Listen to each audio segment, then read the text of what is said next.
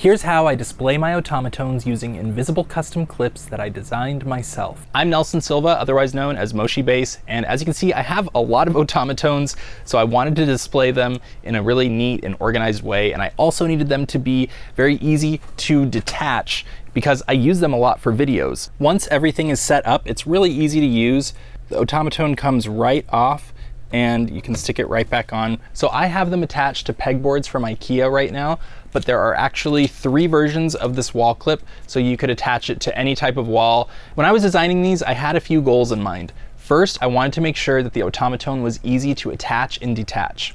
I also wanted to make sure that when they were displayed, you could see the whole automaton without it being obscured, and I wanted to make the clip as invisible as possible.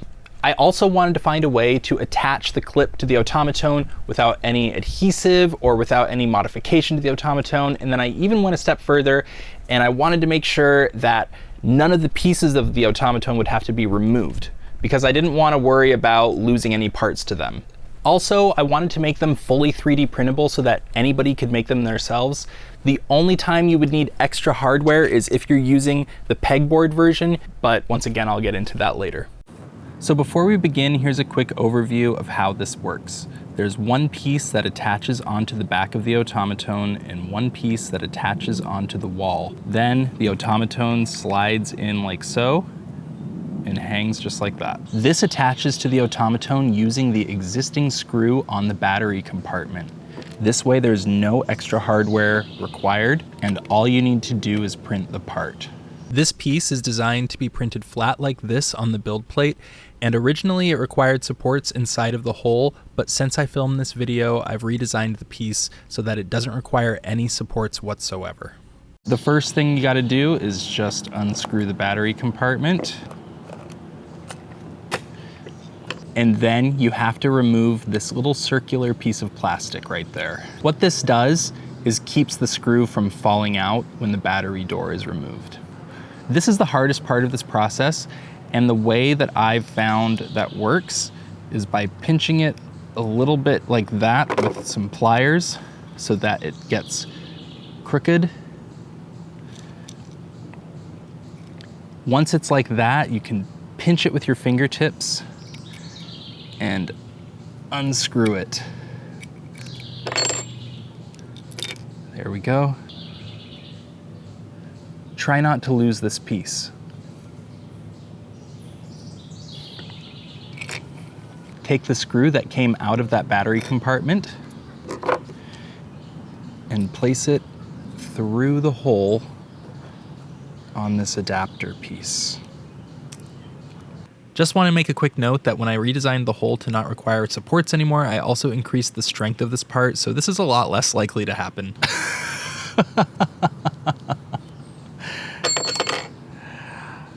In order to use the existing screw, the roof of this hole has to be very thin. So because of that, I also have another version of this that is much thicker. The only thing is that obviously the existing 6mm long screw will not go all the way through there. So if you're gonna use the long screw version, you'll need a metric 2.5 by 10mm long screw. By the way, if for some reason you do need to replace the screw on the automaton battery compartment door, you would need a metric 2.5 by 6mm screw, but you can also use a 2.5 by 8mm screw. That's what's used on the battery compartment door. Okay, anyway, so ignore the fact that it's a different color now. But we're gonna put that screw through there and we're gonna be a little more gentle this time. There we go. I should note that I have used this version on all of my wall hangers so far and it does work great. It just might get broken if you over tighten it or press the screw in with too much force like I did before. Also, if you rip the automaton straight off the wall, that piece might fail as well, but it's not like it's gonna just fall off randomly. Oh God, where did that washer go? Where did oh my God. Where did it go? Okay, so yeah, like I said before, try really hard not to lose this part. Let's put it back on. We're gonna put the screw through the 3D printed part, then it's going to go through the battery compartment. You can see it sticking out a little bit right there already. And then we're going to press on that plastic disc and push it on a little bit, grab the sides and screw it on some more. It doesn't have to be screwed all the way down. There we go, we're almost done. Put the battery compartment door back on the Otamatone and we'll screw it on. So do not over tighten, especially if you're using the version with the original screw, because you can totally squish the bottom of that hole out. Just a reminder, if you want some extra support in there, you can use the long screw version, except you're gonna have to buy screws to go with this. You won't be able to use the screw that's existing on the Otamatone. Honestly though, as long as you don't break that in the process of installing it, this is plenty strong enough to hang the Otamatone on the wall. Here's what's going on inside the Otamatone when you put the battery door on. The screw goes through there and connects to a nut inside. So you can see why that piece I designed is so thin, because if it's any thicker, that screw's not gonna grab onto the nut inside. There's also a hole on the other side of this piece, and that's why you can get away with using a slightly longer screw if you need a replacement. Once it's on there, it slides right into the wall attachment like so. Okay, now as for the part that attaches to the wall, there are currently 3 versions.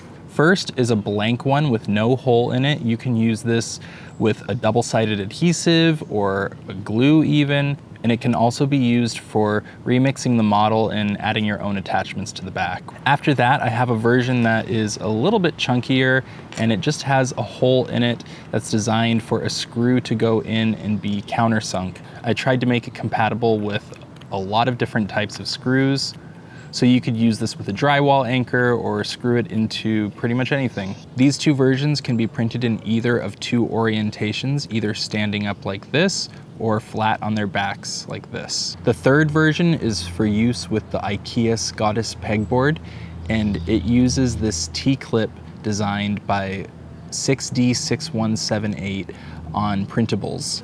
If you want to go this route, you are going to need some extra hardware to mount it. To print the pegboard version, you'll have to orient it on the build plate standing up like this, because the back of it is not flat. It's pretty simple to use. You just print this little extra attachment and stick an M2.5 hex nut inside. Then you connect it loosely, stick it into the pegboard, and as you twist the screw, this will turn sideways and then tighten up against the back. So I think that about covers it. So I'm really happy with how these clips turned out because they're easily detachable. They are pretty much invisible when the Otamatone is hanging on the wall. I actually have a lot more unreleased 3D printable Otamatone accessories. So if you're interested in more things like this, please remember to subscribe to my page.